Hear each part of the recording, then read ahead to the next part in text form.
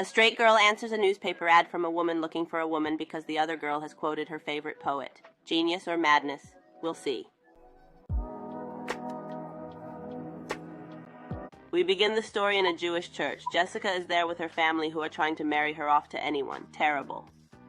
And on top of it all, poor Jessica has a very demanding job. She's a newspaper editor in New York and she's super stressed out. And that's not the only thing. Her brother is getting married, her best friend is having a baby. Everyone has someone but her. So she goes on a bunch of blind dates. Horrible blind dates. Right on time. Worse than horrible. Meanwhile, in another part of town is Helen. She works in an art gallery. She's content with her job, but bored with her boyfriend. One night, she half flirts with a girl at the gallery and later meets her friends for dinner. Friends who advise her to experiment with a girl. So she decides to do just that and places an ad in the newspaper. Weird, I don't know, maybe that's how they used to flirt in the 2000s. So her friend helps her write the ad with a quote from the poet Reich, and this ad reaches the newspaper where Jessica works. And as Reich is her favorite poet, she thinks, that's it, I'm marrying him. Oh, that's women seeking women. Jessica decides to take another look at the ad because, come on, she seemed to have found a fine soul. Later that night, there was Helen working and getting a lot of strange messages for her ad in the paper. Messages from very strange guys, but no girls. On the other hand, Jessica was going around having more dates arranged by her mother. My God, the situation is critical. And back to Helen. She was meditating when she got a message from a girl, but the girl was crying and desperate, so yeah, that's not going to happen.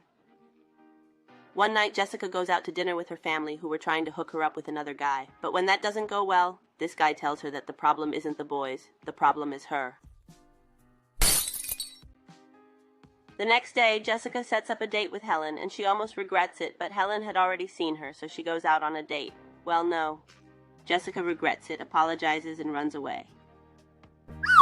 But just as she was about to run away, Helen catches up with her. Jessica slaps her down, telling her that the whole date thing was a mistake. But Helen has a trick up her sleeve. Oh my! She dumps the entire contents of her purse on the floor, and while Jessica helps her pick it up, they get to talking, and she convinces her to go for a drink with her. One drink. It sounds like a lie to me, too. And the girls have a great time, but hey, as friends, and when Jessica wants to realize it, she's already in a very romantic restaurant having dinner with Helen. And then a walk around the city with an ice cream. And everything was going great, but they end up arguing about their expectations in life. Finally, Helen kisses Jessica and leaves. I guess you're right. The next day, Jessica was happy at work. They're almost dancing and singing, happier and more productive, too. And that night, she has a date with Helen at her apartment.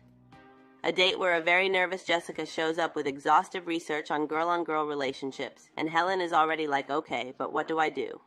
Finally, Helen convinces her to put the encyclopedia away and just enjoy their date. Date that goes very well, but Jessica asks to take it easy.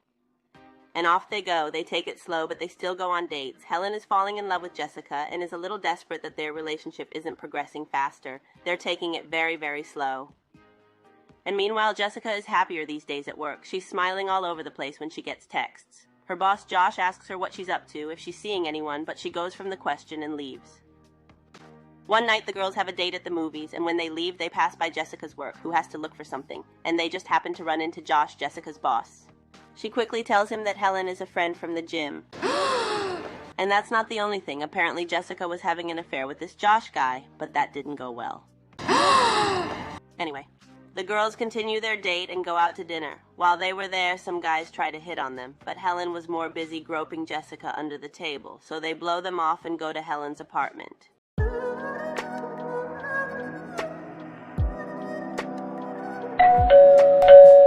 on! Shit! Someone was knocking on the door, a friend of Helen's that she used to hook up with. So Jessica says, well, okay, we can be friends, and runs out of the apartment. Whew, worst date ever, anyway. No time or mood for romance at the moment. Poor Helen is super sick. Luckily, she has Jessica to take care of her. And meanwhile at work, Josh has been flirting with Helen, and Helen is still courting the girl too. She sent her flowers to thank her for taking care of her while she was sick, and she was going to pick her up outside of work. But Jessica was just going out to dinner with her family, so she ends up taking Helen as a friend. And Jessica's mom, as she's such a matchmaker, since she knew Jessica was taking a friend out to dinner, she set up a date for the two of them. This sparse-haired IT guy for Jessica, and Josh is Helen's date. Crazy dinner party. 3 people at that table want to hit on Jessica. And it gets better and better. Jessica's mom gets along great with Helen, and she asks her to help her daughter hook up with the IT guy, that he's the one. That night after dinner, right after dinner, a storm starts, so no one can go home, and they get everyone settled in for the night, Helen and Jessica in the same room. No problem. We'll be okay. The girls were sharing a room, and surprisingly, it's Jessica who starts it all. Unfortunately, it all happens off camera. 3 months later, Jessica is doing well. Everything is fine with Helen, all good at work. She's very happy. The ones who are not happy are Helen's friends, the same friends who convinced her to place the ad in the newspaper. This guy thinks it's all going to end very, very badly. And to this guy, it looks promising. We'll see, but Helen has other problems. Problems with Jessica, bed problems specifically. Problems that she decides to discuss just as they were shopping, but they don't talk about it because just then a co-worker of Jessica's arrives. That's uncomfortable. Jessica first tries to say they are just friends, but in the end she decides to tell her friend the truth. A friend who is a gossip and wants all the details. Moving on to other topics, Jessica's brother's wedding is coming up, so they are trying on dresses, and you saw that Jessica's mother adores Helen. Well, she invites her to lunch with her after the dress fitting. All well and good. What's not fine is that Jessica didn't tell Helen about her brother's wedding, and she didn't tell her because she doesn't want to invite her. The girls start a terrible argument. Jessica's mother doesn't understand anything, because of course, since she doesn't know they're dating, she thinks they're just friends. And back to the girls. Helen is very hurt because she's in love with Jessica. She's putting everything into the relationship. And Jessica, well, not so much. Good! What do you want from me? I want you to... So Helen asks her to take her date to the wedding, but Jessica tells her no way. Finally, they've broken up. Helen is comforted by her friend. Jessica is also out there depressed, but she doesn't have a friend to comfort her because nobody knows. I mean, only one friend knows, but since she just had her baby, she is not available, so Jessica is alone. One night, Helen was in the gallery when Josh shows up with flowers for Jessica. There is an art exhibition and Jessica exhibited a painting. Helen and Josh are over there looking at her painting, but Jessica is not there because that night is her brother's engagement dinner. Jessica loves art, loves to paint, but she works as an editor because that pays the bills. And speaking of Jessica, she walks out of her brother's dinner because she's depressed, and she couldn't stand the festive mood of the event. Her mother comes out to talk to her, and she tells her that these months she has seen her happier than ever, and she also tells her that Helen is a wonderful girl. Moms know everything. That night, Jessica is going to get her girl back, and she takes her as her date to the wedding, and while Jessica's family adores Helen. Oh, thank God. And while she was there with all the aunts, Josh appears and asks Jessica to speak to her in private. He declares his love for her and kisses her. But Jessica tells him, look, that's not going to happen, and just at that moment, Helen appears. She is tired of entertaining the aunts, and she's gone looking for her girl. Oh, the love. And now everything is going well. The girls have decided to move in together. Jessica is working in her art. They spend Christmas together, meet each other's friends, and everything is fine.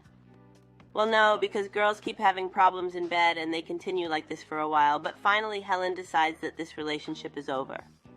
Helen says that Jessica loves her more as a best friend than a girlfriend, and that she can't do that, so it's over. Jessica begs her crying not to go. But Helen leaves anyway. A year later, Jessica is fully working on art and find a partner to share an art studio with, so she's posting ads around there, and while she was at it, she runs into Josh. She tells him that she and Helen broke up, and now they are friends, and speaking of Helen, she has another girlfriend, she is living with her, and she is very much in love. And with Jessica and Helen meeting for coffee, finish this story, end. See you in the next video. Bye.